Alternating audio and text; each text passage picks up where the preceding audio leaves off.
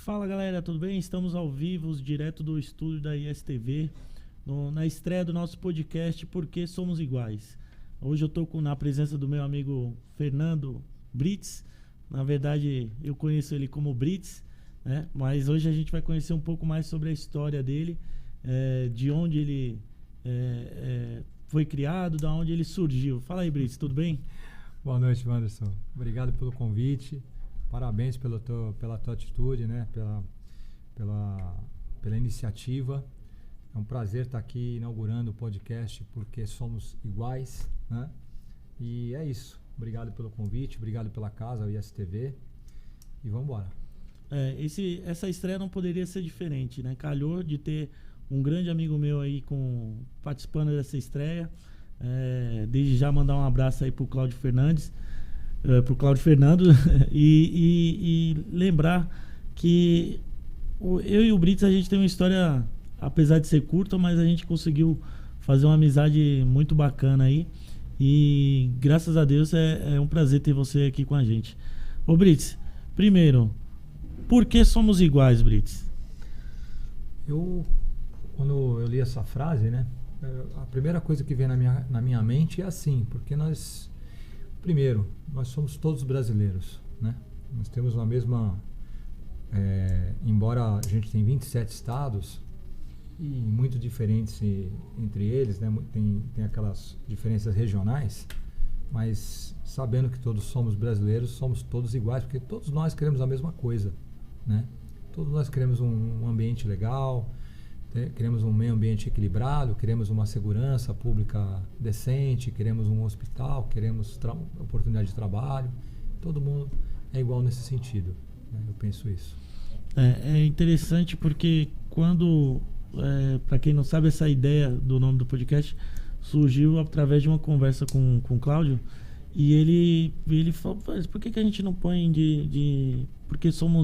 porque somos iguais? E na hora já me veio uma reflexão que é justamente o porquê a gente convive em sociedade, porque a gente tem mais coisas parecidas do que propriamente coisas diferentes, pensamentos diferentes, ideias diferentes.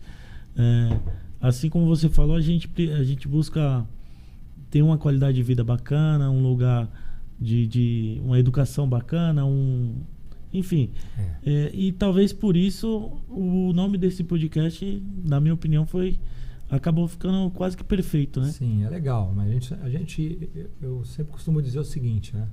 Você falou o termo sociedade. Quando a gente vive em sociedade, apesar de a gente buscar uma convivência pacífica, fraterna, harmônica e tal, a gente não pode esquecer que sociedade é competição, né? E aí vem toda aquela coisa da meritocracia, das pessoas se prepararem para viver em sociedade. Viver em sociedade é isso, né?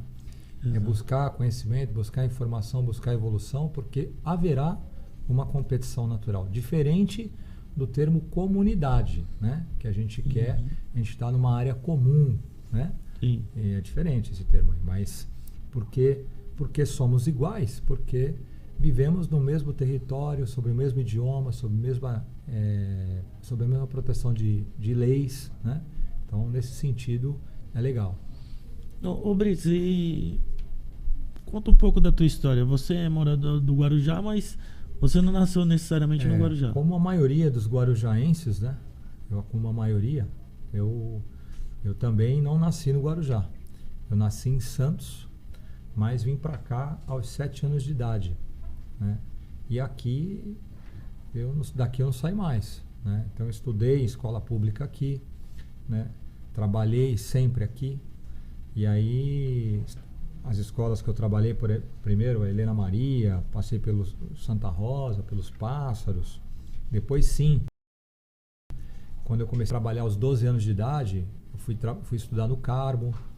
E de lá eu fui para a Marinha, né? Eu fui servir a Marinha do Brasil aos 18 anos de idade. Fiz a opção de engajar, ou seja, continuar na carreira, mas aí o país, como surpresa para ninguém, né? Teve uma reviravolta, uma revolução. E aí... Isso foi em que ano? Isso foi em 89, né? Foi aquela questão dos direta já, Collor e tal. E aí esse cidadão, o Collor, que chegou a ser presidente, ele chegou com uma política de reduzir custos, esse tipo de coisa, né? E aí ele acabou cancelando os contratos, pelo menos foram as informações que nos foram dadas, né? Os contratos das Forças Armadas e tal, e eu não consegui continuar na carreira militar na Marinha. E aí voltei para a vida náutica, né? Porque antes disso, é bom que se saiba que eu trabalhei numa gráfica, aos 12 anos de idade eu já era registrado, olha só. Aos 12 anos de idade eu já tinha carteira assinada numa gráfica, depois eu fui trabalhar com náutica, ali sempre na região do Yacht Clube de Santos, né? E depois sim, quando eu atingi a maioridade, eu fui fazer o serviço militar obrigatório na Marinha. E aí tive a oportunidade de fazer uma prova lá para reengajar, passei e tudo mais. Quando era para fazer o curso que eu escolhi e embarcar, o Collor, segundo a administração militar falou, tinha cortado esses contratos, esses recursos, né? Essa verba. E é interessante você falar isso, que quando eu servi o Exército em 2004, o Brasil tinha acabado de vir também do mesmo problema em relação a custos, a corte de verba, né, da área militar, né, que parece que é o primeiro setor que é atingido. E tanto que a gente entrava entrava de manhã e saía meio-dia, porque não tinha. Agora eu não lembro se foi no começo ou se foi no final do período que eu permaneci. Mas era justamente isso, eu entrava de manhã e saía à noite. Só ficava lá quem estava de serviço mesmo. No meu ainda não, no meu era integral mesmo. Tanto que quando eu ingressei, na Marinha era diferente, né? A gente se inscrevia aqui na Capitania de Esportes, aí na Conselheiro Neves, que era a sede da Capitania dos Portos de Santos. Você vê, naquela época não tinha nem a noção de capitania de um estado. Era de Santos, né? Isso tem um fator histórico que caberia até um vídeo nisso daí. Mas inscrevi na Capitania dos Portos de Santos, hoje é a Capitania dos Portos de São Paulo, né? Hoje nós temos um distrito naval aqui em São Paulo, que cuida do Porto de Santos. Antes era atrelado ao primeiro distrito naval do Rio de Janeiro, né? Então nós não tínhamos um distrito aqui. Então se inscrevia na Capitania, ia fazer o curso de adaptação militar num quartel no Rio de Janeiro. No meu caso foi no CIAGA, que é o Centro de Instrução Almirante Graça Aranha, que é um quartel de referência, onde inclusive são formados os oficiais da Marinha Mercante, né? A escola da Marinha Mercante é nesse quartel aí, né? E a gente passava lá com 4 meses com os fuzileiros navais, depois a gente ia para os quartéis da esquadra, né? Que a gente fala com o pessoal do branco, né? E aí, como eu fui bem colocado, eu tive a opção de escolher para onde eu queria trabalhar. Então você sempre tinha 3 opções, né? Aí, como eu escolhi voltar para Santos, eu voltei para a Capitania. Naquela época tinha a tal da Polícia Naval. A gente ficava ali na ponta da praia. E a gente trabalhava nas embarcações. Fazendo patrulhamento ali? Fazendo patrulhamento. Aqui no canal? No canal. Era muito mais ativo. Interessante, né? Eu não sabia disso. Nós tínhamos 2 lanchas lá, que era do Vietnã. Foram empregadas no Vietnã. O Brasil sempre comprou refúgio de outras marinhas, né? Sucata, né? Sucata, né? Então nós tínhamos 2 lanchas lá. Uma chamava Cação e a outra Tubarão. Essa era para navegação mais fluvial. E uma Carbrasmar 26, se eu não me engano, 26 pés, que chamava-se Baleia. Então a gente tinha, a nossa função ali era fiscalizar os navios que entravam e saíam do Porto de Santos. Inclusive tinha lá um trechinho que a gente tinha até que falar inglês, era bem legal. E a outra parte era fiscalizar a questão da segurança, uma operação verão, né? E era bem legal essa parte da polícia. E todo acidente ou incidente que tinha na área do porto, na área da nossa região, saía uma viatura dali para fazer o tal do inquérito administrativo, né? Que é feito até hoje.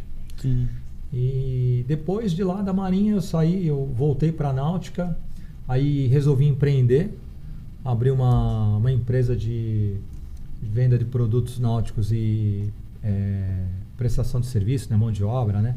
Revisão de motores de popa, de jet ski, essas coisas.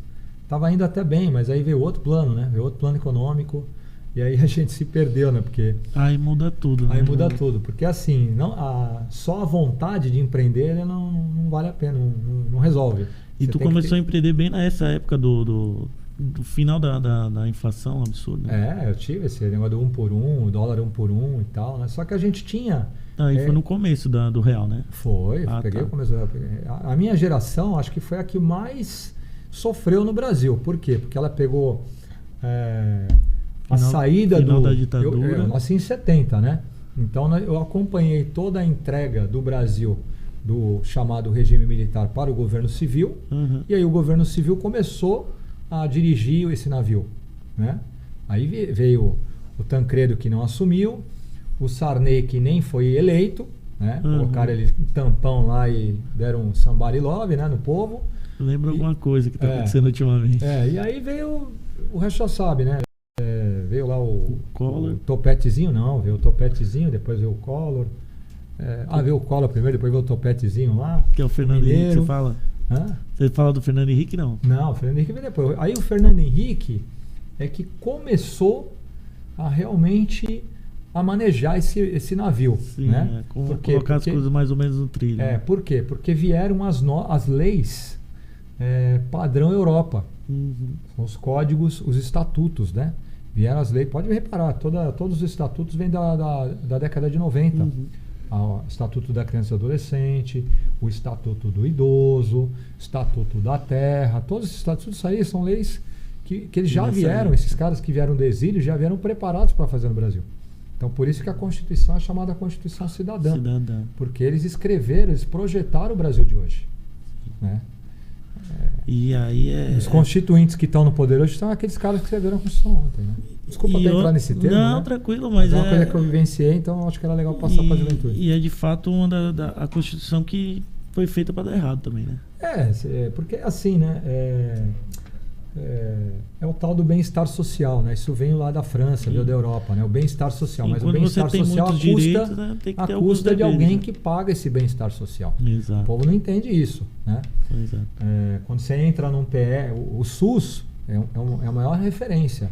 E eu acho que é uma boa para o Brasil, né? É uma coisa legal. Só que são pouca gente para pagar e muita gente para usar. Sim, a mesma coisa é o INSS. É muita gente para bancar, pouca gente para bancar o INSS, todos os benefícios que ele traz. Não, a mexe tem que ter uma mudança. Né? Mas é muita gente usando, pouca gente mantendo. Então essa pirâmide essa pirâmide, né, que é o INSS, um dia pode explodir. Ela pode não se sustentar mais, não sei até quando. E aí quando aumentou a idade do brasileiro, né? E é por isso que tem que aumentar a idade. Tem que aumentar também a idade no... Isso aí chama-se direito notarial, se eu não me engano, né? Você vai ter que estar sempre fazendo cálculo de acordo com a demografia, né? Como a população hoje está encurtando, as pessoas estão tendo poucos filhos, né? E aí tem menos gente entrando no mercado. Menos gente entrando no mercado, os nem estuda, nem trabalho, né? Quem que vai manter esse negócio? Né? Exato. Então... Ô Brits, mas mudando um pouco, ou melhor, dando continuidade um pouco, saiu da Marinha, empreendeu e em seguida você entrou na polícia. Empreender, aí quebrei, né? Quebrei na emenda porque, de novo, né? Não adianta você ter vontade sem estratégia e conhecimento, né? Eu não tinha o conhecimento empresarial, né? Era muito novo, né? Mas hoje se eu fosse empreender assim num CNPJ, num .com, o negócio ia ser diferente, né? Eu já ia estar bem mais armado, ia estar com um fuzil na mão. Naquela época eu estava com um estilingue, achava que estava com um fuzil. Falando em fuzil, entrou na polícia em seguida? Entrei na polícia com 22 anos, mas não era a vontade de entrar na polícia, né? Não. A polícia foi assim, eu estava em casa, aí apareceu um tio, meu tio que Deus o tenha, foi oficial da PM, aí ele me convidou para entrar na polícia rodoviária. Fernando, vamos lá na polícia rodoviária, vai estar tendo concurso, né? O Rodney, que era meu primo, também já faleceu, nos deixou. Ele falou, vamos lá, vamos fazer com o Rodney lá, fazer esse concurso e tal. Eu falei, tio, não sei nem o que é policial rodoviário. Não, mas vamos lá. Eu sempre gostei de estudar, né? Aí eu falei, tá bom, vamos lá. Eu tinha tentado pro bombeiro. Eu queria ser guarda-vidas, eu queria estar no mar. Antigamente o concurso era separado. Né? Eu queria estar no mar. Só que quando chegava no psicotécnico, eu passava em tudo. Quando chegava no psicotécnico, eu reprovava, né? Quer dizer, os psicólogos me reprovavam. Né? Por quê? porque eu tinha medo de altura e não sabia.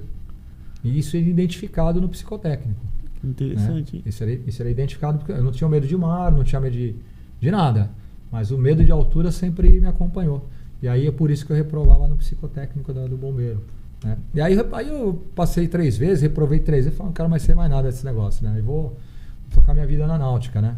Porque eu também enxergava um futuro legal. Aí veio meu tio, me convidou, me convenceu, vamos lá. Aí acabei passando bem lá no edital do Departamento de Estradas e Rodagem, que era por policiamento rodoviário. Já era direcionado para o Era direcionado para o policiamento rodoviário. Olha só, isso eu não sabia não. Eu fiz específico para o policiamento rodoviário. Aí passei, fui fazer escola, né? Só que não tinha, olha só como é... Hoje o que é Escola Superior de Formação de Soldado em Pirituba estava em reforma naquela época. Não tinha lugar para todo mundo. E minha escola era uma escola relativamente grande. Então foi dividida a escola. Um terço da escola ficou no regimento de cavalaria, outro terço ficou em Pirituba, na Escola de Formação Superior de Soldado, e eu fui para Araraquara, no 13I, 13º I, que é do lado de um presídio de segurança máxima. Né? A escolinha era ali, né? Era um núcleo, na verdade. Então eu fui formado lá no 13I.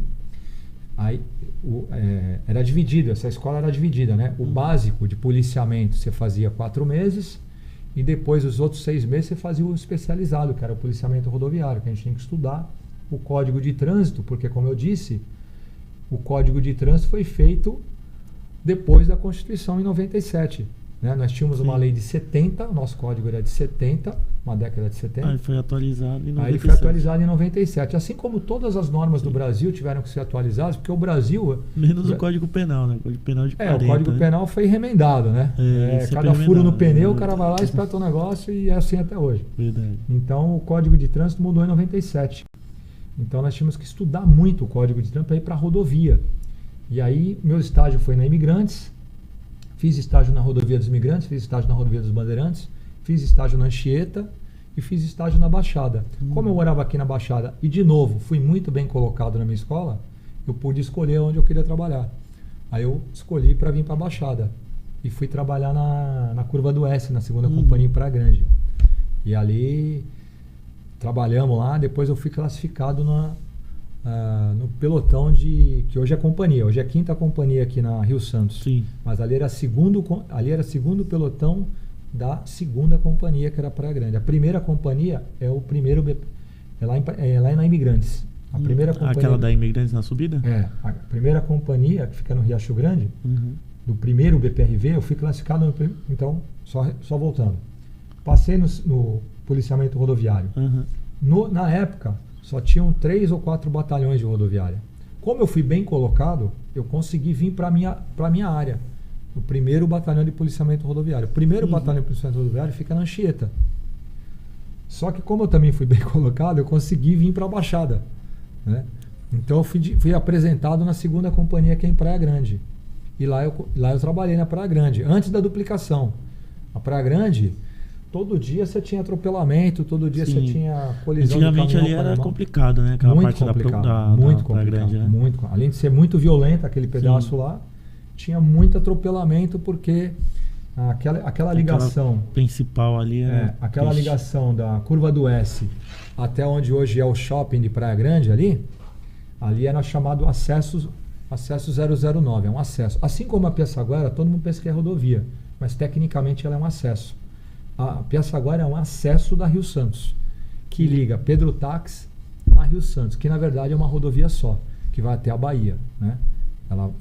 No nosso estado ela vai até Ubatuba, ela é SP55 até Ubatuba, e depois de Ubatuba ela vira a rodovia 101, né? A BR-101, que vai até a Bahia. Interessante. É uma rodovia só, que sai lá do litoral sul e vai lá pro litoral norte. E essa extensão toda vocês faziam no patrulhamento? A nossa área era de Ilha Comprida até Guaicá, em São Sebastião. Então eu cheguei a patrulhar, quando a gente dirigia, por isso que hoje eu não dirijo mais, eu tenho aversão a dirigir, eu não gosto mais de dirigir, porque eu cheguei a dirigir 20 horas por serviço. Nossa escala era de 12 horas. Mas você pegava um acidente no final do serviço, acabou.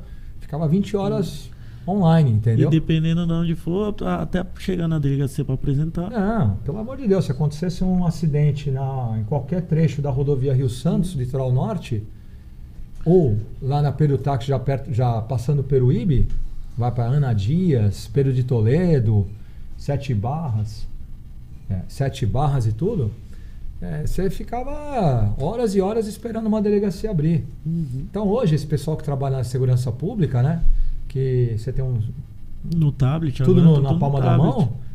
Mas isso é recente, porque quando eu trabalhava não tinha. Sabe como é que a gente socorria as pessoas? Eu parava uma caminhonete ou um ônibus e colocava o acidentado todo quebrado dentro de uma caminhonete ou de um ônibus. Entendeu? E quando não dava, era um Fusca mesmo, que nem um saco de batata e vai. Por isso é que nasceu o curso do resgate. Né? O curso do resgate do Corpo de Bombeiros foi visando esses acidentes. Foi visando isso daí, porque quando a gente ia socorrer a vítima, a gente agravava, a gente não, né? Muitas vezes agravava mais a situação da vítima do que ela estava, né? Que loucura, né? É totalmente fora do que a gente vê hoje, né? E imagina hoje, mesmo assim, hoje tem problemas, né? Por exemplo, quando eu fui baleado, a primeira coisa que me passou na cabeça foi o pessoal põe na viatura para levar. E eu ficava pensando, como eu não estava sentindo, mas também não sabia o que estava acontecendo, eu falei, se os caras quebrar minha perna aqui, me piorar, eu tô perdido. Né? Eu mal sabia a extensão do problema que tinha por vir. Mas, Brits, depois do policiamento rodoviário, você foi um dos precursores no policiamento de bicicleta. Cara, depois do policiamento... No policiamento rodoviário, eu já fui intimado a dar palestra de trânsito nas empresas de transporte e nas escolas, porque a ideia do Estado, do governo, era informar o cidadão, né, das mudanças, porque as mudanças no trânsito, no Código de Trânsito, foram absurdas, foram da água para o vinho, né? Então, quanto mais policiais fazendo palestras, melhor. Né? Eu peguei aquele tempo de divulgação. Perdão. Então, tanto que a gente tinha um kit de palestras e a gente ia nas empresas de transporte, ia nas escolas e divulgava o código, né? Então, fiz essa parte de palestra também no policiamento rodoviário e depois eu fui para o 21. Eu fui transferido para o 21. O 21, para quem não sabe, é aqui do Guarujá, né? Do Guarujá, vírgula, né? Porque o 21 é um dos únicos batalhões que está presente em 3 municípios. É verdade. Né? O 21 comanda Guarujá, o distrito de Vicente de Carvalho, que é maior que a cidade, né? Vicente de Carvalho é maior que o Guarujá. Depois você tem Cubatão, depois você tem Bertioga. Bertioga, você pega Cubatão e Guarujá e coloca dentro de Bertioga. É verdade. Apesar da população ser menor, né? Eu também tive na inauguração da cidade de Bertioga, que foi em 93, se não me engano. Eles se emanciparam em 93? Eles se emanciparam em 93. Caramba, pouco tempo, né? Perdão, não é 93. Essa década de 90 aí, mas se puxar no Google aí vocês vão ver. Né? Então eu tive também na inauguração lá. E aí eu trabalhei na terceira companhia, que é aquela do lado da Ribeira de São Lourenço. Logo eu fui, por determinação da polícia, que nessa época foram criados os conselhos municipais. Né? Então o Conselho Municipal dos Direitos da Criança e do Adolescente estava começando. E aí também começando os conselhos tutelares. Então você sabe que os conselhos eles são formados parte por órgãos da sociedade civil e parte por órgãos governamentais. Eu estava pela Polícia Militar, né? Então era um conselheiro representando a Polícia Militar. Representando a instituição. A instituição. Só que aí eu fui eleito para ser secretário do Conselho Municipal de Bertioga, né? Para fazer as atas, aquelas coisas todas. Aí eu fiquei lá de 98 a 2000, salvo engano, 2000 2001. Organizamos lá 2 eleições de conselho tutelar. Foi muito complicado, foi difícil, porque muita gente não entendia o que era o conselho municipal, muita gente não sabia qual era a função do conselho tutelar, nem os próprios conselheiros, né? Ou seja, era a descentralização do poder. O que são os conselhos? É uma coisa chamada descentralização do poder federal, né? De Brasília para as prefeituras. Sim. E o Conselho Tutelar ele veio para substituir aqueles caras que ficavam inspetores de menores do Poder Judiciário. Sim, né? Eles ficavam nas baladinhas, nas baladas, vendo se a molecadinha estava bebendo álcool, estava fazendo alguma coisa errada verdade, e tal, né? E também tinha notícia que naquela época membros do Poder Judiciário vendiam as crianças para o exterior, né? Para casais estrangeiros e tal. De longa data, né?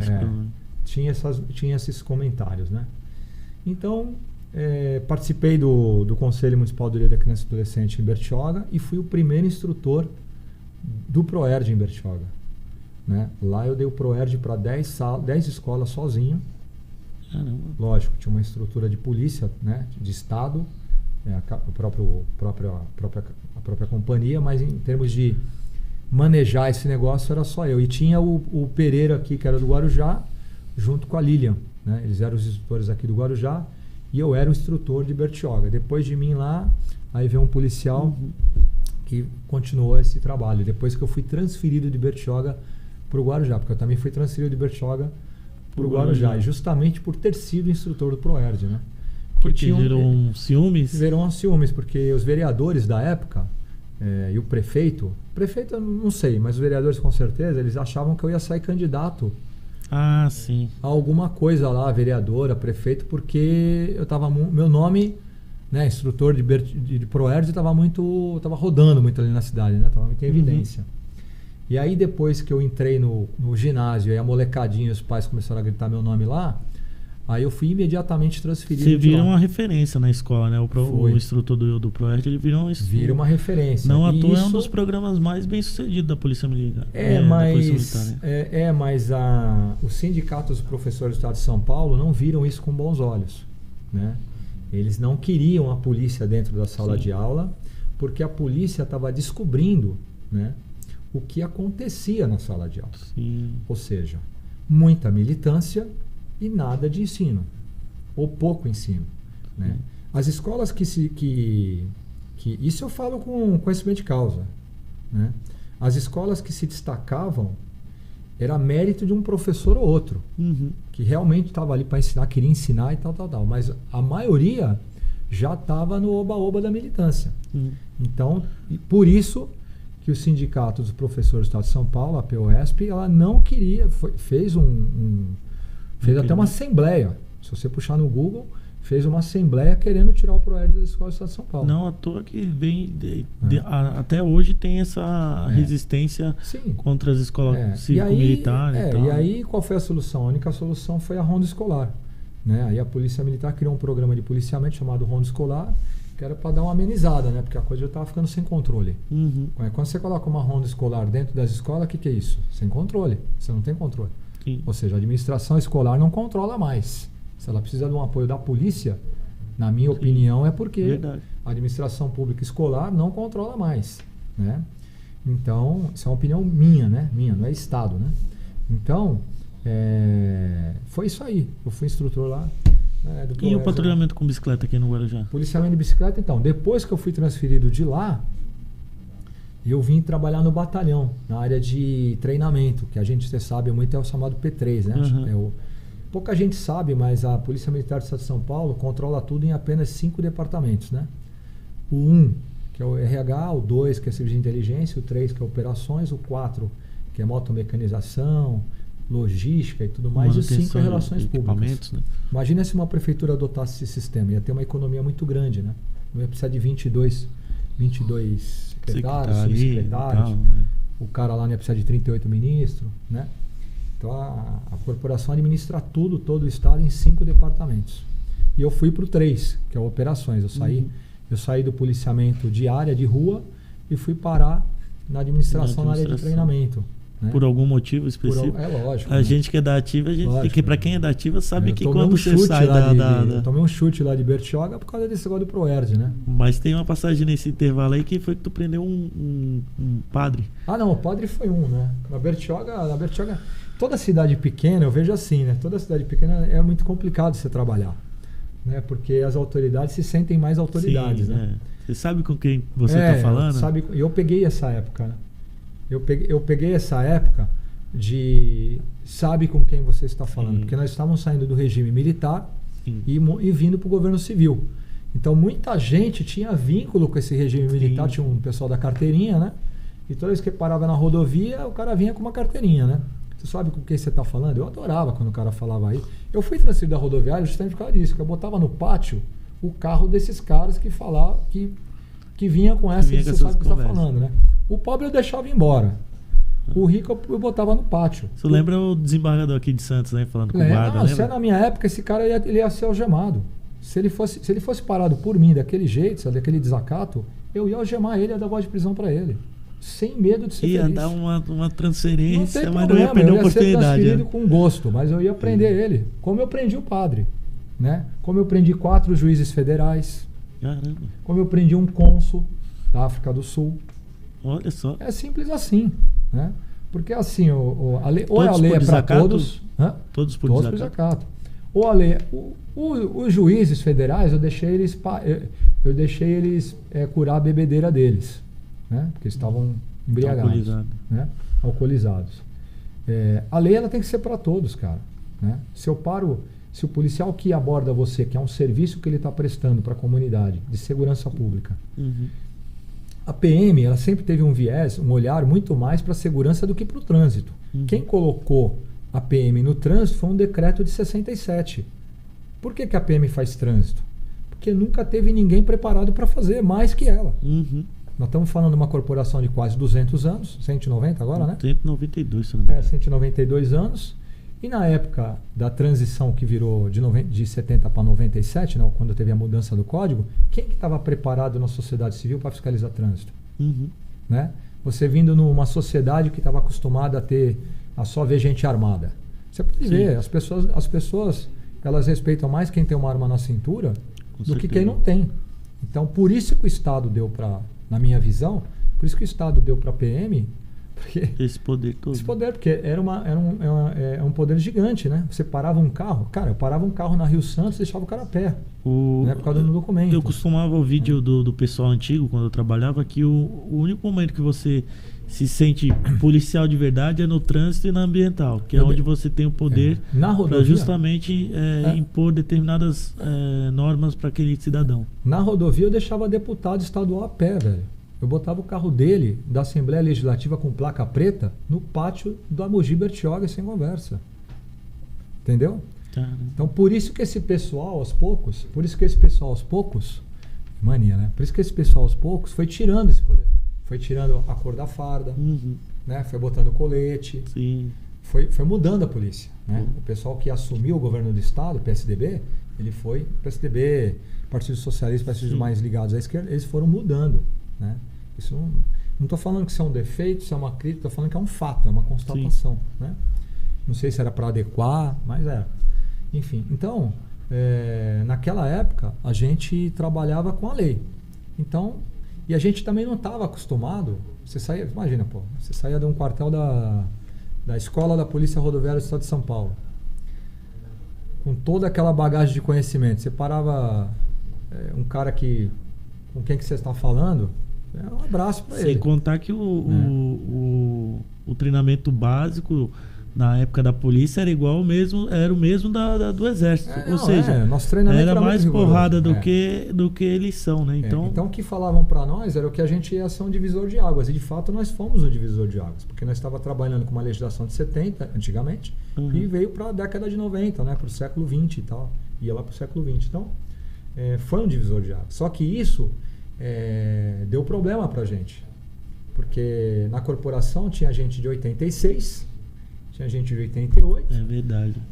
Imagina o choque cara, eu eu trabalhei com policiais que entrou na polícia em 83.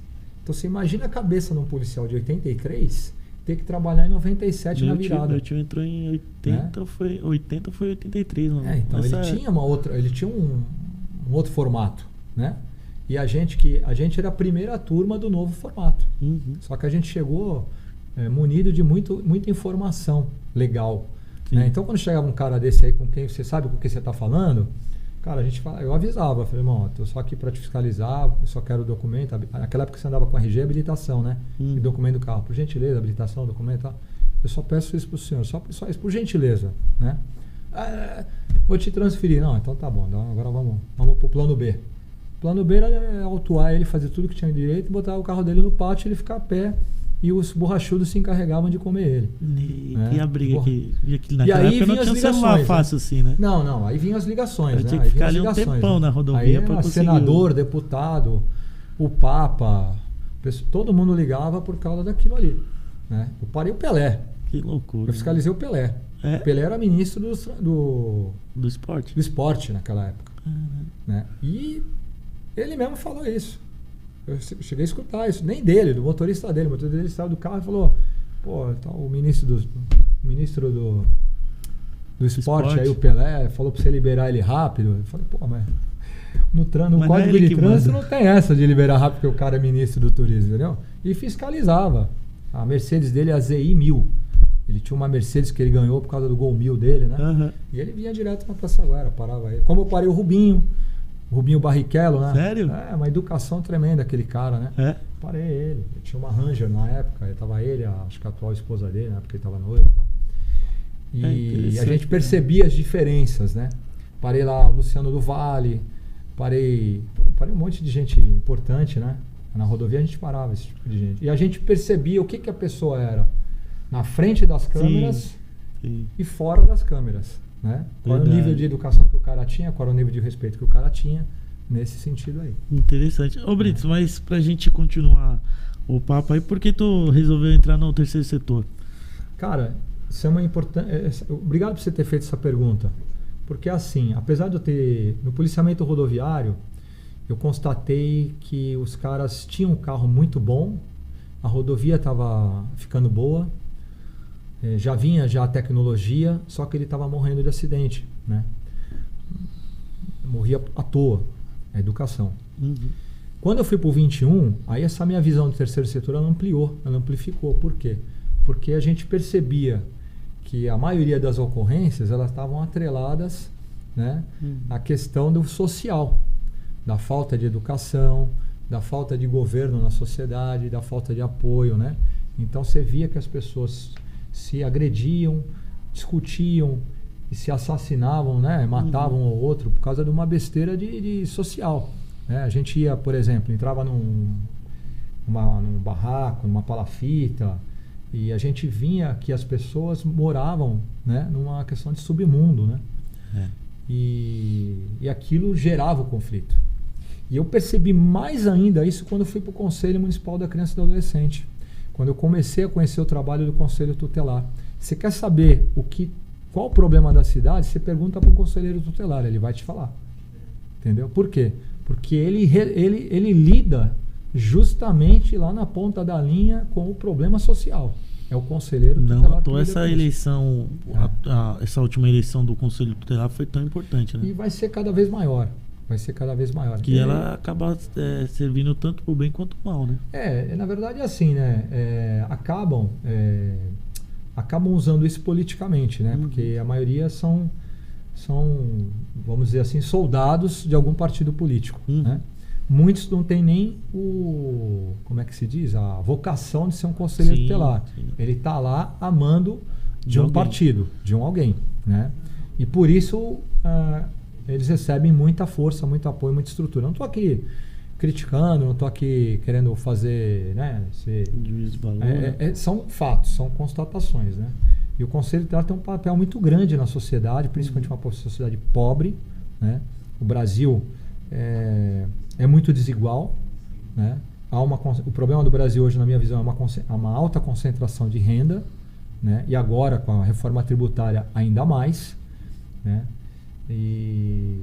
Então, por que eu fui para o terceiro setor? Porque toda vez, como na condição de policial, que eu ia atender uma ocorrência e via que aquilo ali era uma condição social, mais do que uma situação de caráter, de crime, né? Porque o ladrão é aquele cara que escolheu ser mau caráter e agredir a sociedade, né? E uma ocorrência social, que é aquela que não gera crime, gera uma desinteligência, uma agressão, aquele tipo de coisa que pode virar um crime, é mais social, né?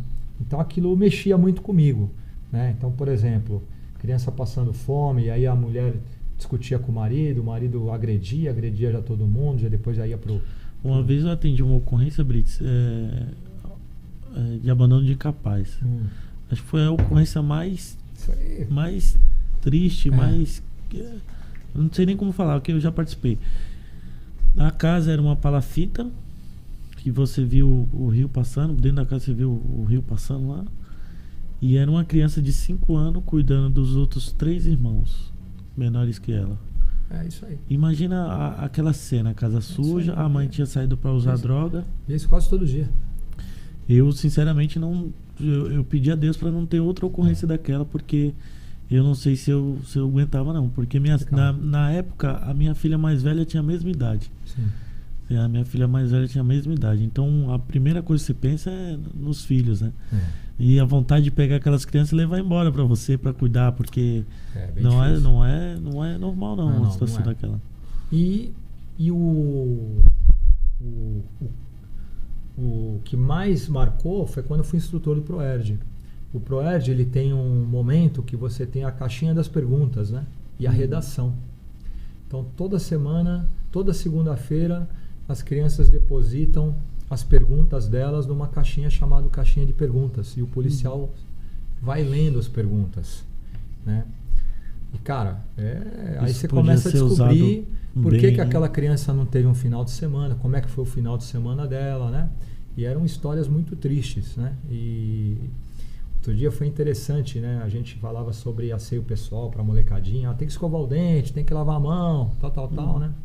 Aí um garotinho lá do fundo da sala lá falou: ô, seu policial, mas eu não vou conseguir fazer isso que o senhor está me pedindo. Eu, por quê? Porque na minha casa não tem banheiro. Caramba, que loucura. Morava num barraco, numa palafita, né? Aqui na comunidade... na época na comunidade de Bertioga. Ele morou aqui em Guarujá, mudou-se para lá e a mente dele ainda era... lá em Boracéia. Ele tinha essa situação em Boracéia. E ele não tinha banheiro. Ele fazia a necessidade de uma sacolinha plástica que a mulher trazia do mercado e jogava pela janela. Entendeu? Então, como é que você quer, né, passar o que se diz correto, de higiene, para uma criança que não conhece esse mundo? Né? Então, dentro do Conselho da Criança, eu também trabalhei muito com essa questão de liberdade assistida. Né? Liberdade assistida é aqueles adolescentes que praticam atos infracionais e precisam ir para uma instituição de ensino, um curso de computador, né? Para melhorar, para eles se ressocializar. Né? Apoio social, abrigo.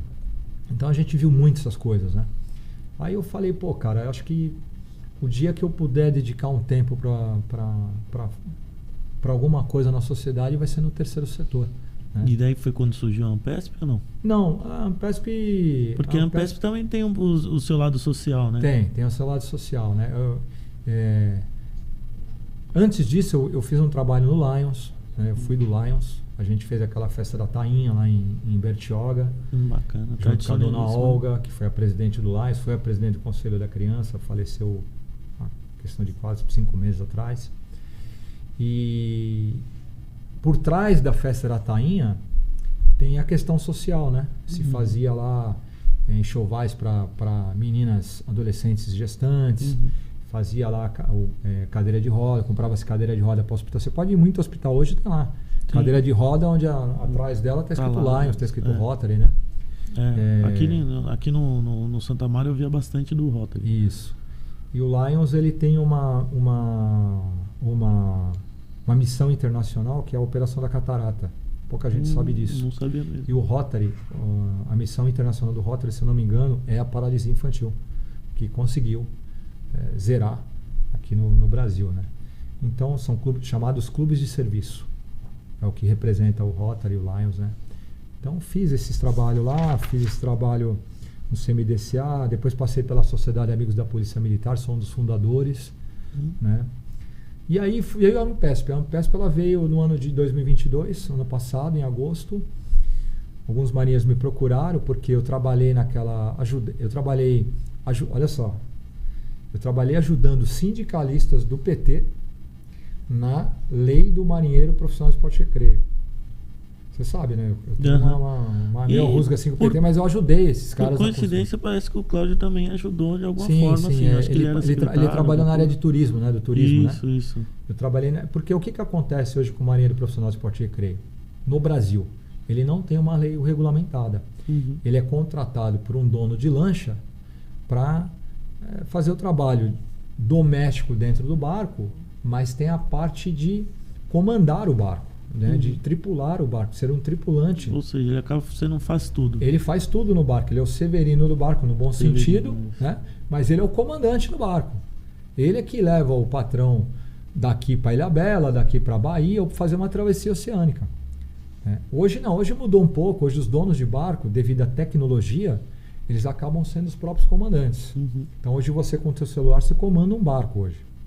Da cabine do teu quarto, lá você não sai nem lá fora. Você não vai nem lá para fora do barco. Você está lá no teu camarote, você está pilotando o barco. Claro, se a embarcação tiver equipada para isso. Tiver tecnologia né? para isso. Né? Mas, como a maioria não está, ainda, graças a Deus, precisa do marinheiro. E a gente sempre fala, o barco não usa robô. O barco usa um ser humano para pilotar ele. Para pilotar, para ver se tem água, para ver se tem diesel, para ver se precisa fazer revisão no motor, para ver se precisa fazer revisão no gerador, que gera toda a energia a bordo da embarcação. O que é o barco? É um apartamento na água. Barco de luxo, né? Muitos são até uma cobertura na água. Né? Você pega barco aí de 1 milhão a 22, 30 milhões. Né? Então ele precisa do ser humano capacitado, bem qualificado para, no mínimo, manter bem aquele patrimônio, né? Então, como não tem uma lei regulamentada, em 2013 eu fui convidado pelo presidente do sindicato, que era o Luizão, um ser humano excelente. Eu falava para ele que o único problema era ser do PT, mas, porra, é um irmãozaço, sabe? Gente finíssima. E a gente ajudou a dar as ideias para ele atuar nesse sentido, né? Porém, a lei foi... o projeto de lei, o último que foi colocado para ser votado, que foi até com um deputado do PSDB, se não fosse ele a coisa não ia caminhar, foi o Papa, foi ex-prefeito de Santos. Olha só, ele que fez o negócio caminhar lá dentro do Congresso. A lei é do atual presidente, do atual prefeito de Angra, Fernando Jordão, e concomitantemente com outro projeto de um deputado da Paraíba, do mesmo partido, do MDB. Só que não passou. Não passava esse projeto. Né? Aí o Papa, que também é navegador, é velejador, é capitão, e o pai dele teve marinheiro, ele se solidarizou e pegou o projeto, colocou debaixo do braço e fez um resumo desses dois projetos que não passavam e criou um projeto chamado Projeto Substitutivo. E aí ele conseguiu fazer com que esse projeto caminhasse nas câmaras, né? E chegou no Senado. Só que demos azar, por quê? Porque terminou o ano passado, terminou a legislatura e acabou sendo engavetado. Trocou o governo. Mas eu fiquei sabendo, por uma rede informal, que o próprio sindicato hoje deles pediu para desarquivar. Porque é só pedir para desarquivar e votar de novo o projeto, né? Então, talvez eles tenham aí uma lei regulamentada. É bem simples, o projeto é bem simples, tem um negócio lá que eu não concordo, mas é bem simples. Normalmente nunca vai como a gente quer, né? Sempre tem algumas emendas e tal. E aí tem aquele jogo de eu te ajudo, tu me ajuda, senão não vai dar, senão não passa também. E essa lei geralmente não passa porque a Marinha faz um lobby muito grande. Sim. E porque tem uma questão legal aí, né? Porque a pessoa trabalha numa lancha sem fins lucrativos, numa atividade não remunerada, é considerado trabalho doméstico. Então isso aí não pode se misturar com os aquaviários, que é uma área remunerada. Entendi. Isso acaba atrapalhando. Briz, isso é um assunto que é extenso, né? É bacana. Pra gente ir pro finalizando, acho que era bom você falar sobre o trabalho que vocês fizeram e se puder resumir um pouco pra gente... Bom, então vamos lá, rapidinho. 17 de agosto de 2022, a gente resolveu fundar a nossa Associação de Marinheiros e Pescadores Artesanais. Pescadores artesanais, eu tive essa ideia porque quando eu fui buscar um veleiro na Bahia, e de lá para cá eu percebi que tinha muito pescador artesanal lá em alto mar, com um barquinho um pouquinho maior que essa mesa, né? Alto mar que eu digo é 100 milhas da costa. Loucura, né? E o cara pescando lá, tentando pescar alguma coisinha lá. Um pacote de bolacha recheada. E um café preto. Esse era o rancho dele. Né? Então eu vi que essa categoria, lógico, com todas as informações, eu vi que essa categoria é muito largada, né? E aí a gente falou, pô, vamos criar uma associação para também trazer esse pescador. Então nós fundamos essa associação. O presidente é o Aloysio Matos, ele é um capitão amador, ele é marinheiro de Esporte e Recreio, trabalha no Yacht Clube de Santos. Vamos trazer ele aqui na próxima. Nós somos em 15 administradores, sendo 9 diretores e 6 conselheiros. 3 desses diretores são diretores experts, ou seja, um é diretor de aquaviário. O aquaviário é o marinheiro que trabalha na marinha mercante, na balsa inclusive, nos rebocadores e tal. O marinheiro profissional de Esporte e Recreio, que é o que trabalha na lancha de luxo, né, no barco de luxo, lancha e veleiro. E o pescador artesanal, que é o pescador da subsistência. Tá? Então hoje nós somos 155 associados, nós já temos trabalho ambiental e o nosso foco é formar, capacitar e aperfeiçoar. Formar, nós temos projeto que abrange o marinheiro mirim, nós temos projeto que abrange o garoto da aprendizagem, né? O marinheiro de aprendizagem, que é dos 14 aos 24 anos. Só que nós vamos lançar um trabalho agora, ó, chamado JAM, Jovem Aprendiz Marinheiro. A proposta é começar em 1º de março, ou até, no máximo, na segunda quinzena de março, começar formando 30 jovens, garotos e garotas a partir de 14 anos de idade até os 18, para tripular lancha e veleiro, para ter ele como primeiro emprego na área náutica. Bacana. Né? E depois, se a gente conseguir, trabalhar com o jovem aprendiz pescador, que é para não deixar essa comunidade de pescador artesanal parar. Porque muitos estão migrando para a área turística. Sim. Entendeu? O que não é ruim, mas quem vai pescar? Sim, vai Né? precisar Quem vai pescar? vai precisar que alguém pesque. Quem vai pescar? Nós já estamos comendo peixe do Chile, né? E muito peixe criado em cativeiro.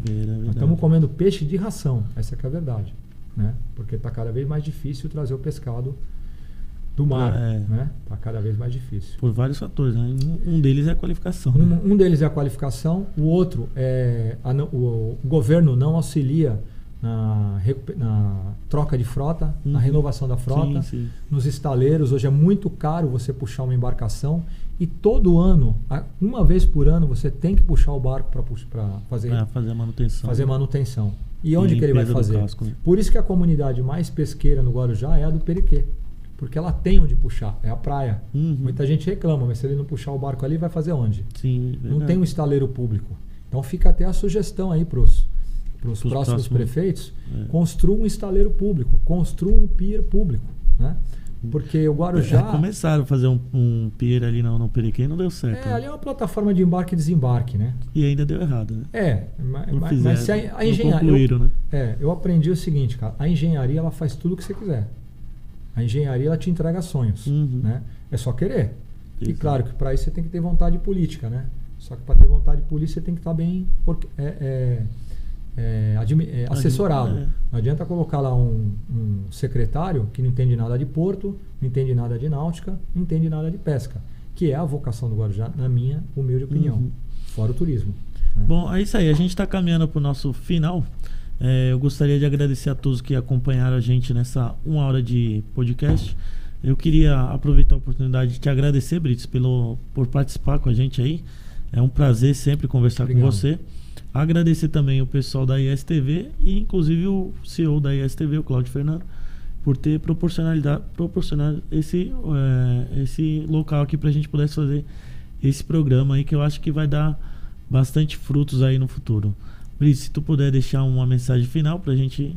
Cara, muito obrigado pela oportunidade. É uma honra estar aqui abrindo o podcast, né? Porque somos iguais, né? E agradecer o público que nos acompanhou, que vai assistir, que por gentileza curta, compartilhe esse vídeo, né? Levar mais informação para as pessoas. Talvez o que a gente falou aqui, muita gente nem sabia que acontecia e pode ter uma abertura de mente diferente nas coisas, né? A nossa ideia como cidadão hoje é compartilhar a melhor informação e transformar um pouco a vida de quem precisa na área de educação profissional. Esse é o caminho, na minha opinião. E desejar boas festas a todos, paz, tomar cuidado na rua, né? E que Deus abençoe a todos aí e essa casa e o programa. Maravilha. Aproveitando a oportunidade, né? Um Feliz Natal a todos aí, que Deus possa abençoar a família de cada um de vocês, que a gente possa ter um próximo ano, um ano ainda melhor, né? De conquistas e realizações de sonhos. É um prazer estar com vocês aqui nesse podcast, nessa estreia. Semana que vem nós estaremos aqui novamente e com outros convidados aí, e talvez com o CEO da ISTV também, se ele não estiver muito ocupado, né? Porque o homem não para de trabalhar, não. Em tempo, quero agradecer também ao Cláudio Fernando aí pelo apoio, né? Por nos dar essa oportunidade, né? É isso aí.